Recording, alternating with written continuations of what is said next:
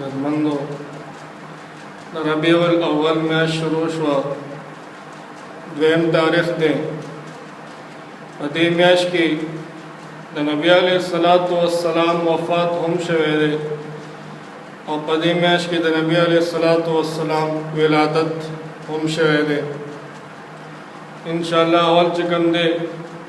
وفات بیانو آگے نفس و بیعت نبی علیہ الصلوۃ والسلام پیدائش اور ولادت بیانو وفات واقعہ دیر درد دل واقعہ دا نبی علیہ الصلوۃ والسلام د خپل ژوند آخري خطبه ورکړه په هغه کې اوسو الفاظ استعمال کړل چې اے بندگانو اے مؤمنانو ستاسو د ټولو رب یو الله دی او تاسو ټول د حضرت آدم علیہ السلام اولاد دي تاسو ټول مسلمانان او تاسو ټول چې کوم دی په خپل میز کې رونه او په تاسو باندې د یو بل بې عزتي حرام ده په تاسو باندې د یو بل مال حرام دی دا الفاظ استعمال کړه بیا د هغې نه پس په نبی علیہ الصلوۃ والسلام باندې تبه راغله د درې ورځې تبه وه او په دې کې دا تبه ورو ورو سوا کېده یوه ورځ په څلورمه ورځ باندې نبی علیہ الصلوۃ والسلام د ماسپښین جمعه په خپله ورکړه د مازدیګر جمعه په خپله ورکړه د ماښام جمعه په خپله ورکړه خو لیکن د ماسوتن چې کله جمع ټایم شو صحابه کرام په جمعات کې په انتظار ناست دي چې اوس به نبی علیہ الصلوۃ والسلام راځي موږ ته به جمع راکوي نبی علیہ الصلوۃ والسلام ته تکلیف سیواو نبی علیہ الصلوۃ والسلام یو صحابي ته وویل چې ورشه ابوبکر صدیق رضی الله تعالی عنہ ته ووایه چې مصلی ته وړاندې شه جمع ورکړه په دې وخت کې حضرت عائشہ صدیقه رضی الله تعالی عنها ورسره خوا کې ولاړه ده ورته وایي د الله رسوله زما د پلار زړه ډېر نرم دی هغه ستا په مسله باندې نشي ودرېدی هسې نه چې هغه د لمونځ په منځ کې چې کوم دی راپرېوځي نبی علیہ الصلوۃ والسلام ورته صحابي ته وایي چې نه ورشه ابوبکر صدیق رضی الله تعالی عنہ ته ووایه ام المؤمنین حضرت عائشہ صدیقہ رضی اللہ تعالی عنہ ورته بیا فرمایي د الله رسول زما پلار زړه ډېر نرم دی هغه ستا په مسله باندې نشي ودرېدی هسې نه د لمونځ په منځ کې راپرېوځي د هغې په ځای باندې عمر فاروق رضی الله تعالی عنہ ته ووایي د الله رسول بیا حکم کوي چې نه ابوبکر صدیق رضی الله تعالی عنہ ته ووایي په درېیم ځل ورته بیا دغه شانتې ویلي دي د دې نه دا ثابتېږي چې نبی علیہ الصلوۃ والسلام دا خیالو دا حکمو چې زمانہ پس چې کوم دی زمانہ پس په اولنی خلیفہ ابوبکر صدیق رضی الله تعالی عنہ عزتمند همدغه شانتې نبی علیہ الصلوۃ والسلام جمع ته رانغی ابوبکر صدیق رضی الله تعالی عنہ جمع ته مخکې شو صحابه کرام چې کوم دی ټول په چغو شو د صحابه کرامو د نبی علیہ الصلوۃ والسلام سره یو مینه او محبت او عشق خپل اولادونه قربان کړو خپل مال او جان په قربان کړو په جړا شو عزتمندو پدې کې نبی علیہ الصلوۃ والسلام حضرت فاطمہ رضی اللہ تعالی عنہ راوختله حضرت فاطمہ رضی اللہ تعالی عنہ د نبی علیہ الصلوۃ والسلام لور ده د نبی علیہ الصلوۃ والسلام د زړه ټوکړه وه چې کله به نبی علیہ الصلوۃ والسلام په خپل کور کې تشریف فرماو ناست و چې حضرت فاطمه رضی الله تعالی عنها براله کور ته به دننه شوه چې نبی علیہ الصلوۃ والسلام په هغې باندې نظر پرېوتو نو ډېر د مینې نه د محبت د وجې نه به چې کوم دی ورته پاسېد د زړه ټوکړه وه نبی علیہ الصلوۃ والسلام د خپل ځان سره خوا کې کېنوله څه خبره ورته په غوږ کې وکړې. اول چې کوم دی حضرت فاطمه رضی الله تعالی عنها په ژړا شوه او بیا نبی علیہ الصلوۃ والسلام ته خبر وکړه، بیا په خندا شو. حضرت عائشہ صدیقہ رضی الله تعالی عنها ته تپوس کړي، اے بی بی فاطمه تا خو نن عجیبه غوندې کیفیت کو، اول دې خندل بیا دې رستا، اول دې په ژړا شوې و دې ژړل بیا رستا په خندا شوې، د دې وجه څه؟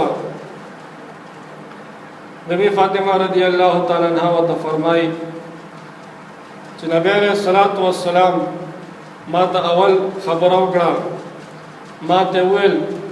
چې زما ستا په منځ کې ډېر په کم وخت کې به چې کوم دی جدایي راځي.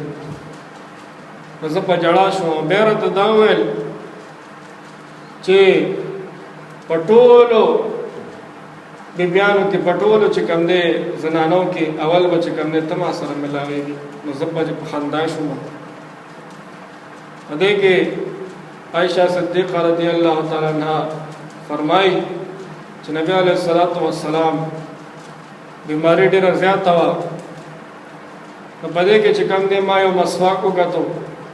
او مسواک مې راواغستو، په خپل خوله باندې مې نرم کړو، بیا مې نبی علیہ السلام ته ورکړو.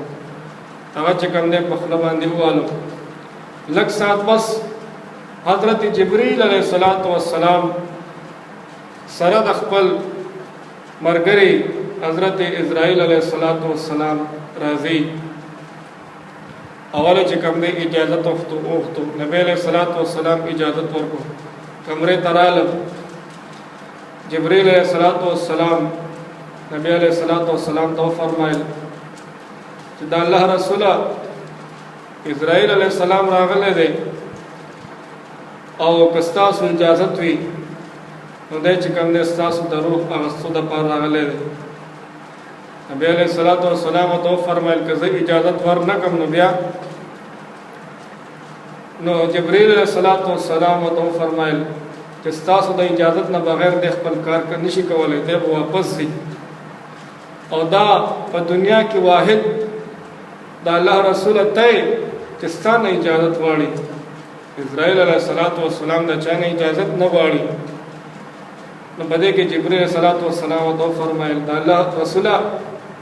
الله رب العزت ستاسو ملاقات ته انتظار کوي. نبی علیہ السلام دا خبره واورېده، ورته ویل بس خپل کار شروع کا. عزتمندو نبی علیہ السلام دنیا نه تشریف یوړو. مدینه منوره کې یو غم جوړ شو، په هر کور کې چې کوم دی ژړا شوه، په هر کوڅه کلي کې چې کوم دی ژړا شوه، محله کې دغه شان صحابه کرام په جومات کې ناست ټول چې کوم دی ژاړي چغې وایي. عمر فاروق رضی الله تعالی عنہ خبر شو، راغی تورې راواغسته، جومات ته راغی او اعلان یې وکړو چې نبی علیہ السلام وفات شوی نه دی. نبی علیہ السلام تر هغه وخته پورې نه وفات کیږي تر څو پورې چې د منافقانو نه بدل نه یې اغوستی. منافقانو نبی علیہ السلام ته ډېر تکلیف رسولی و، زړه یې ورته ډېر دردولی و. په دې کې ابوبکر صدیق رضی الله تعالی عنہ کور ته تشریف یوړو، لاړې او نبی علیہ السلام نے صادر لرې کو. نبی علیہ السلام په مخ باندې فکر کو، بیا دا الفاظ ہوئے د الله رسوله څنګه چې په دنیا کې ښایسته وي همدغه شان چې کوم دی د وفات نه پس هم ښایسته وي. الله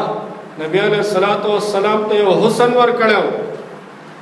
الله نبی علیہ السلام ته یو ښکلا ورکړې وه. هغه شاعر فرمایي حسن میں دنور سپوږمۍ لیدلی دی، حسن میں دنور سپوږمۍ لیدلی دی، ډېر تینا زمونږ نبي ښکلی دی. عزتمندو صحابه کرام ډېر زیات پریشان وو او صحابه فرمایي چې په موږ باندې په خپل ژوند کې داسې غم او تکلیف نه دی راغلی، کم غم او تکلیف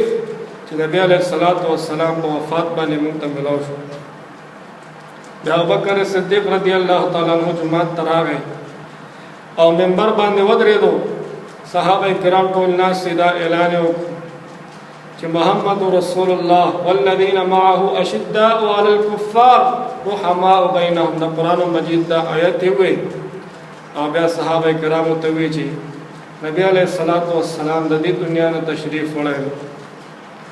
بیا صحابه کرامو ټول چې کوم نه په شریک باندې د ابوبکر صدیق رضی الله تعالی عنہ سره بیعت وکړو.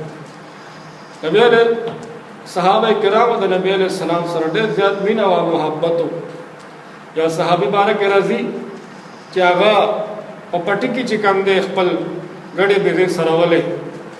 چا ورته خبر راوړو چې نبی علیہ السلام وفات شو. لاس اوچت کړل چې الله زما د دې نظر نه څه مطلب،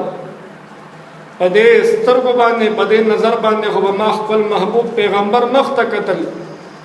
او هغه چې نن په دې دنیا کې نشته، نو زه په دې سترګو په دې نظر باندې څه کوم؟ الله دا زمانه واخله. فوراً چې کوم دی د هغې نه نظر لاړ. دومره د هغوی چې کوم دی د نبي علیه الصلاۃ والسلام سره محبت و. نن ما ته په خپل ګریوان کې سوچ وکړو چې آیا زمونږ د نبی علیه الصلاۃ والسلام سره څومره مینه ده، څومره محبت دی. عزتمندو نبی علیہ السلام فرمائی لا یؤمن احدکم حتی اکون احب الیہ من والدہ وولدہ والناس اجمعین. چې په تاسو کې یو انسان کامل مومن نشي جوړېدی تر هغه وخته پورې چې دغه انسان ته زه د خپل مال نه، د خپل جان نه او د خپل ټولو خلکو نه چې کوم دی زیات محبوب نشم. عزتمندو نبی علیہ الصلوۃ والسلام محبت دا ایمان حصہ ده. عزتمندو موږ تاسو ته هم پکاري چې په خپل زړه کې د نبی علیہ الصلوۃ والسلام محبت واچو. همدغه شان چې کوم دی د نبی علیہ الصلوۃ والسلام په سنتو باندې اتباع وکړو، د هغې په سنتو باندې چې کوم دی موږ تاسو په دنیا کې ژوند تېر کړو. د نبی علیہ الصلوۃ والسلام په سنتو کې سکون دی، خوشحالي ده، راحت دی، چین دی. عزتمندو موږ تاسو ته پکاري چې موږ تاسو هم د نبی علیہ الصلوۃ والسلام په سنتو باندې اتباع وکړو. الله تعالی دې عمل کولو توفیق راکړي.